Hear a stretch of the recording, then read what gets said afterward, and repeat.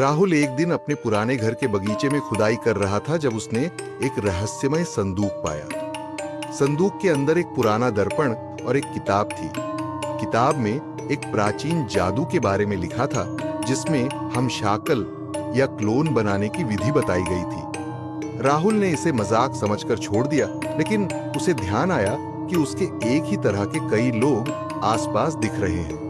रात को राहुल ने उस दर्पण को अपने कमरे में रखा और उसकी किताब को पढ़ने की कोशिश की। जैसे ही उसने किताब में बताए गए मंत्र का जाप किया, दर्पण की सतह पर अजीब सी हलचल होने लगी और दर्पण से एक और राहुल बाहर आया। ये क्लोन हूबहू राहुल जैसा ही था, लेकिन उसकी आंखों में एक अजीब सी चमक थी। राहुल ने सोचा कि यह एक मजेदार प्रयोग हो सकता है, लेकिन जल्दी ही उसने महसूस किया कि क्लोन पूरी तरह से अलग था और उसकी इच्छाओं और इरादों में कोई समानता नहीं थी।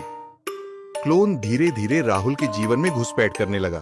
उसके दोस्तों और परिवार के साथ भी व्यवहार करने लगा।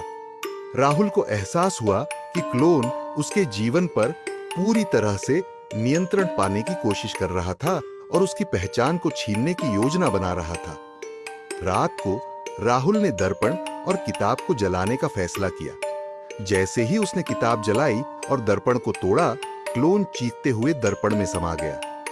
सुबह उठते ही राहुल ने देखा कि दर्पण और किताब गायब हो चुके हैं, लेकिन उसकी आत्मा अब भी भयभीत है।